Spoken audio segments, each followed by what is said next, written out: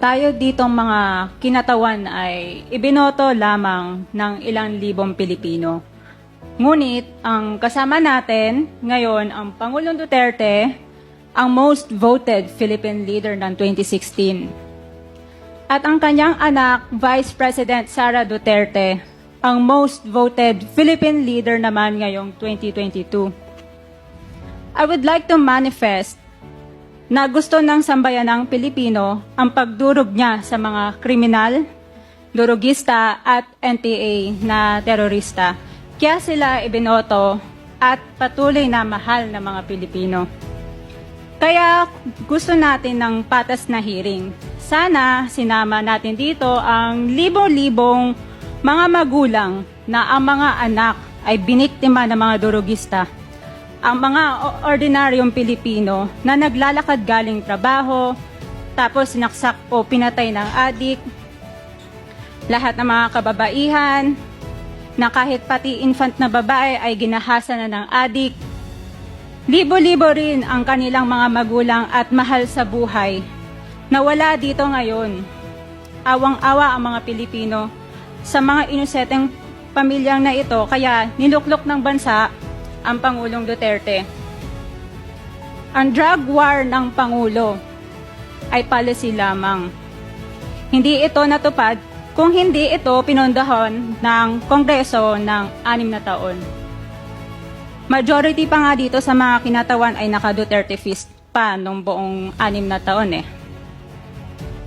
Ang Duterte Youth Party List po ay patuloy na naninindigan sa Pangulong Rodrigo Duterte at pangalawang Pangulo, Sara Duterte, na naglingkod ng maayos, dumurog sa mga durugista, kriminal at NPA na terorista para proteksyonan ang milyon-milyong Pilipino.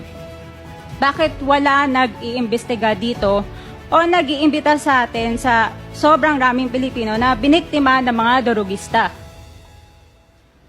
And lastly, sa mga kongresista na kaalyado ng mga NPA, mahaya naman tayo sa topic ng pagpatay dahil kayo mismo, hindi kayo nagsasalita sa pagpatay ng NPA sa mga pulis, sundalo at mamayang Pilipino. Pati rin po sa mga natitirang resource persons na gusto mag-abogada papuntang ICC, si Attorney Maria Cristina Conti, na kandidato ngayon ng Bayan Muna Party List. Kasama po ang inyong katabi na si Nery Colmenares ng Bayan Muna. Sa NPA, nire-recruit ang mga kabataan para pabagsakin ang gobyerno at pumatay ng mga pulis, sundalo at tropa ng gobyerno. Di nyo naman kinokondena ang pagpatay nila. Ang kinokondena nyo ngayon ay ang dalawang naging most trusted leaders ng bansa na todo effort protektahan ang milyong-milyong mga Pilipino. In support sa advocacy sa Pangulong Duterte, ang Duterte Youth Party List ngayon, Kongreso ito, ang kaisa-isang nagpapanukala ng pagbalik ng death penalty para sa mga rapist, kidnappers, durugista at terorista. In behalf of the Duterte Youth Party List, kami ay nagpapasalamat sa todong suporta ng Pangulong Duterte at VP Sara Duterte sa mga tropa ng gobyerno at sa pagdurog nyo sa mga kriminal, durugista at NPA na terorista.